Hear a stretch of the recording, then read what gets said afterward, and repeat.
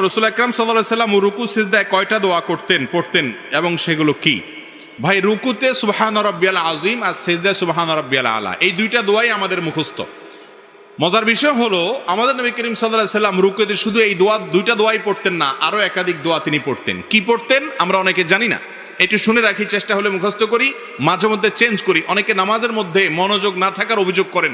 নামাজে মনোযোগ আনার একটা বুদ্ধি হলো রুকু এবং সিজদার তাসবিহগুলা, বৈঠকের যে দোয়াগুলা, দোয়া মাসুরার জায়গাতে, এখানে নবী করিম সাল্লাল্লাহু আলাইহি ওয়াসাল্লাম থেকে যে বিভিন্ন দোয়া আছে, মাঝে মধ্যে ভিন্ন কোনো দোয়া আপনি পড়ার চেষ্টা করেন, দেখবেন আপনার মনোযোগ আসবে। ওই অটোমেটিক সুবহান রাব্বিল আযীম সুবহান রাব্বিল আলা পড়তে পড়তে এমন একটা অবস্থা হয়ে গেছে, ওইটা জেনে বুঝে আপনি পড়েন অথবা না বুঝেও পড়েন, গড়ে পড়া হয়ে যায়, গড় পড়তা। এই জন্য মাঝে মধ্যে অন্যটাও পড়বেন। আর কোনটা পড়বেন?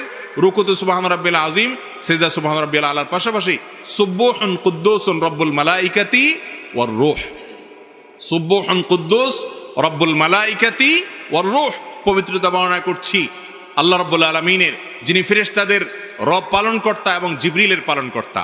তো এইভাবে তাসবিহ পেশ করা, এটাও রুকু সিজদাতে সাবিত আছে।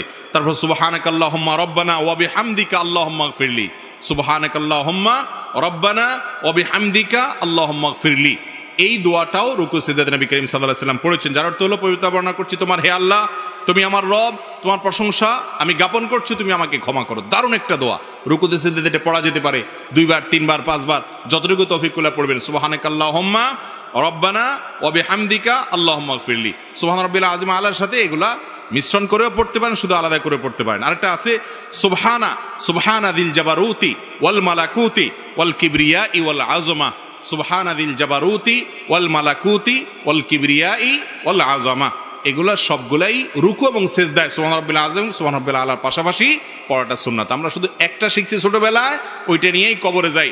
নবী করিম সাল্লাল্লাহু আলাইহি ওয়াসাল্লাম আরো কয়েকটা যা পড়তেন, সেগুলো আমাদের জীবনে শেখা, শোনা, পড়ার তৌফিক হয় না। চেষ্টা করবো তো ইনশাআল্লাহ। আল্লাহ আমাদেরকে আমলের তৌফিক দান করুন।